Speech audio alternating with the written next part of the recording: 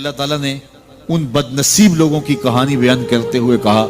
جو دولت کو مقصود ہی بنا بیٹھے، الذی جمع مالا وعدد،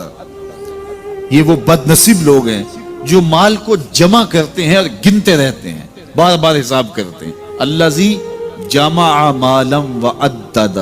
مال کو جمع کیا، وعدد، اور بار بار اس کو گنتے رہے، اتنے ہو گئے اب اتنے ہو گئے۔ اللہ کلا لینبذن فی الحطام، پہلے شرف میں الذی جمع مالا وعدد یحسب ان مالہ اخلد، یہ گمان کرتے ہیں کہ ہمارا مال ہمیں لافانی کر دے گا، مال کی کثرت سے ہم محفوظ ہو جائیں گے اور ہمارا کچھ نہیں بگڑے گا، دولت اتنی ہوگی تو ہم ہر طرح سے حفاظتوں کے ساتھ میں آ جائیں گے، ہمارا مال ہمیں لافانی کر دے گا۔ یحسب ان مالہ اخلد، اللہ تعالیٰ نے فرمایا کلا، ایسا ہرگز نہیں ہے، یہ تمہاری بھول ہے کہ مال تمہیں لافانی کر دے گا، مال تمہیں مرنے نہیں دے گا، مال تمہیں محفوظ کر دے گا، کلا، ایسا ہرگز نہیں ہے، بلکہ کیا ہے، لَيُنبَذَنَّ فِي الْحُطَمَةِ، ہم تمہیں پکڑ کے آگ میں ڈال دیں گے۔ لَيُنبَذَنَّ کے لفظ پہ اگر غور کیا جائے تو عربی میں جب ان کا جوتا پرانا ہو جاتا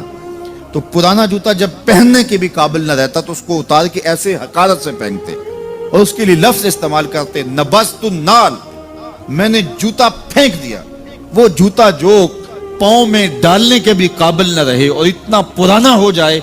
کہ اس کو اب جو ہے وہ مزید مرمت بھی نہ کروانا ممکن ہو تو اس کو پھر پھینکا جاتا ہے اور پھر اس کو وہ حقارت سے پھینکتے ہیں، اور وہ جوتا چلتے ہوئے تنگ کرتا ہے تو پھر اس کو اتار کے حقارت سے رب پھینک دیتے ہیں، تو اس کے لیے لفظ بولتے ہیں نبذت النال، میں نے جوتا پھینک دیا،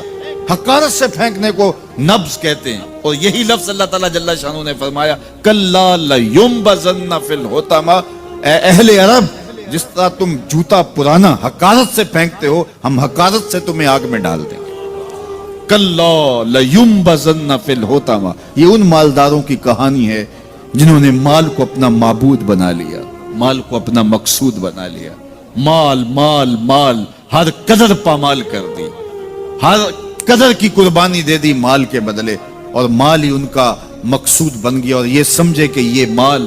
جو ہے وہ ان کو لافانی کر دے گا، ان کو مرنے نہیں دے گا، ان کے لیے حفاظتی حصار بن جائے گا۔ کلا لینبذن فی الحطمہ وما ادراک ما الحطمہ، اللہ فرماتا ہے جانتے ہو جس حطمہ میں، جس آگ میں تمہیں ڈالا جائے گا وہ آگ کیا ہے؟ مل حطمہ، کیا تمہیں پتا ہے وہ حطمہ کیا ہے؟ پھر خود فرمایا نار اللہ الموقدۃ التی تطلع علی الافئدہ، یہ اللہ کی جلائی ہوئی آگ ہے جو دل کھا جائے گی، جو کلیجے چاٹ جائے گی۔ تو حب زر،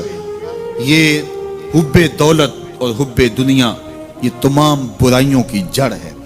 تو اس لیے اپنے اندر سے محبت زر کو نکالنے کی کوشش کیجئے اگر کہیں آپ کو داخل ہوتی محسوس ہو رہی ہے،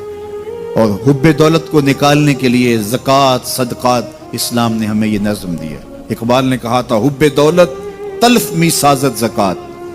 زکوٰۃ حب دولت کو زائل کرتی ہے، جب اللہ کی راہ میں لٹاؤ گے تو اس سے کم بھی نہیں ہوگا۔ میرے حضور نے 3 چیزیں قسم کر کے کہیں، حضرت ابو کبشہ الانماری رضی اللہ تعالیٰ عنہ سے مروی ہے، میرے حضور نے ارشاد فرمایا اگر کوئی شخص کسی کو معاف کر دیتا ہے تو اس کی عزت کم نہیں ہوگی، میں محمد اللہ کی قسم اٹھاتا ہوں۔ دوسری بات میرے حضور نے فرمائی کہ جو شخص مانگنے لگ جاتا ہے، سوال کا دروازہ کھول لیتا ہے، اللہ اس کے لیے محتاجی کا دروازہ کھول دیتا ہے، اس کی کبھی کمی پوری نہیں ہوتی۔ اور تیسری بات میرے حضور نے قسم کر کے کہی ما نقص مال عبد من صدقہ،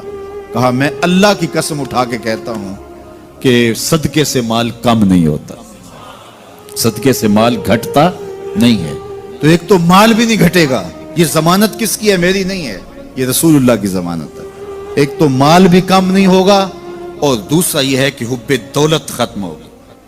حب دولت تلف می سازت زکوٰۃ، یہ ماہ سیام آ رہا ہے تو زکوٰۃ سے حب دولت کو کم کیجئے، بلکہ صدقات دیجئے، نفلی صدقات کیجئے، غرباء کی مدد کیجئے، مساکین کی مدد کیجئے، اپنے غریب محتاج رشتہ داروں پہ غور کیجئے، ان کی مدد کیجئے، اپنی ہمسائیگی میں دیکھیے، پردے سے مدد کیجیے، ان کی عزت نفس بھی مجروح نہ ہو۔ یہ جو نمائش لگا کے 10 اخباروں میں چھپوا کے لوگوں کی مدد کرتے ہیں، اس سے